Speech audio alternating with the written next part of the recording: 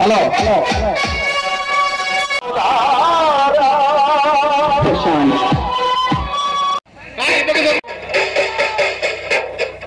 తెరవండి. చేతులుండే వాళ్ళు పిడికిని బిగించండి, కాళ్ళు ఉండే వాళ్ళు కథను తొక్కండి.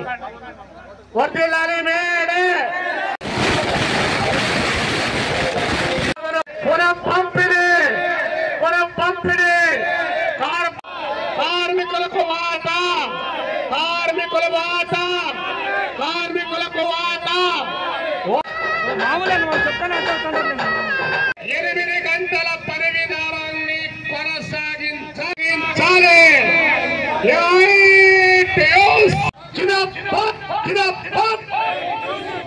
వర్ధిల్లాలి రైల్వే గూడ్స్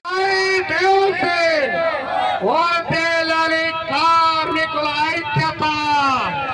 కార్మికుల శ్రమ సంపదను దోపిడీ చేస్తున్న కార్పొరేట్ల సంపదను పునః పంపిణీ. కార్మికుల ఐక్యత.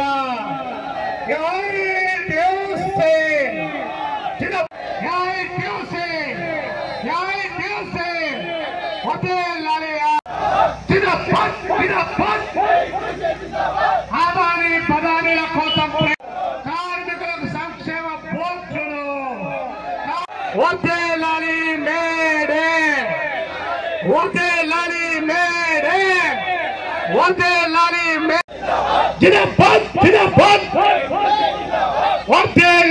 రైల్వే గూడ్స్ అండ్ హమాలీ యూనియన్. వర్ధిల్లాలి రైల్వే గూడ్స్ అండ్ హమాలీ యూనియన్. వర్ధిల్లాలి రైల్వే గూడ్స్ అండ్ హమాలీ యూనియన్.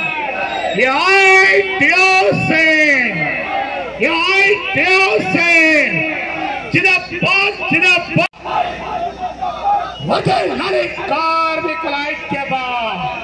వర్ధిల్లాలి కార్మికుల ఐక్యత.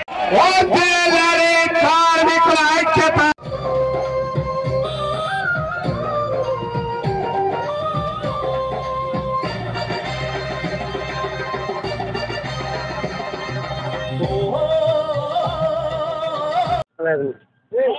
ప్రపంచ కార్మిక దినోత్సవాన్ని మేడేను పురస్కరించుకొని కడప నగరంలో ఉన్నటువంటి రైల్వే గూడ్స్ అండ్ హమాలీ కార్మికుల ఆధ్వర్యంలో పెద్ద ఎత్తున కార్మికులంతా మేడే సెలబ్రేషన్స్ను గట్టిగా నిర్వహిస్తూ ఉన్నాం.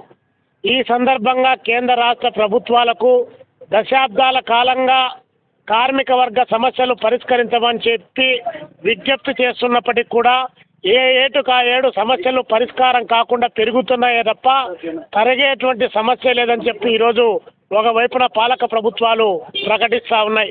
రైల్వే గూడ్స్ అండ్ హమాలీలు మొదలుకొని అసంఘటిత రంగంలో ఉన్నటువంటి కార్మిక వర్గానికి వారికి సంక్షేమ బోర్డును ఏర్పాటు చేయమని చెప్పి సంవత్సరాల తరబడి గల్లీ నుంచి ఢిల్లీ స్థాయి వరకు పోరాటం నిర్వహించినా కూడా ఈ పాలక ప్రభుత్వాలకు ఏమాత్రం కూడా కార్మిక వర్గం యొక్క విజ్ఞప్తిని పట్టించుకున్నటువంటి పాపాన పోవడం లేదు.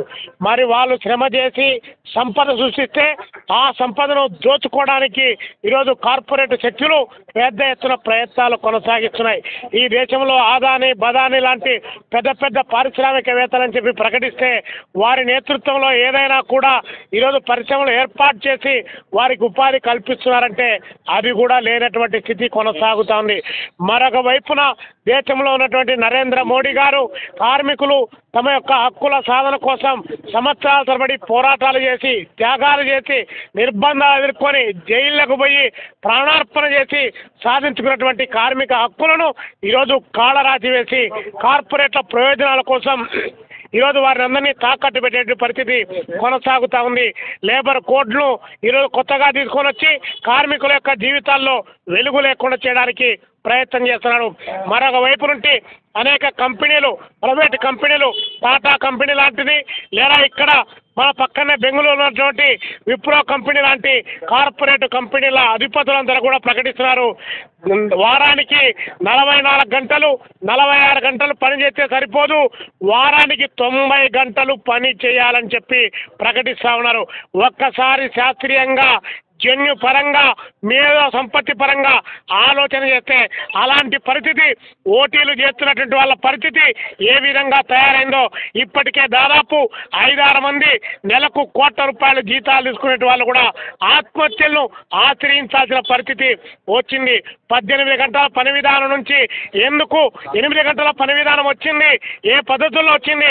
కార్మికుల యొక్క పాలన ఉండాలి, కుటుంబ పోషణ ఉండాలి, వారితో పాటు ఆరోగ్యాన్ని కాపాడుకోవాలి, తద్వారా దేశ సంపదను సృష్టించాలని చెప్పి 8 గంటల పని విధానం వస్తే దాన్ని ఈరోజు తుంగలో దొక్కి కార్పొరేట్ కంపెనీల ప్రయోజనాల కోసం ఈరోజు ప్రయత్నం చేసిన. అందుకే 139వ మేడే దినోత్సవ సందర్భంగా భారత పాలక వర్గానికి నరేంద్ర మోడీ గారికి విజ్ఞప్తి చేస్తున్నాం. ఏ కార్మికులైతే తమ శ్రమ ద్వారా తమ యొక్క చెమటను చిందించి రక్తాన్ని చిందించి సంపద సృష్టించారో ఆ సంపదలో ఈరోజు వాటా లేకుండా పోతా ఉంది. ఈరోజు ఆ వాటా కావాలి.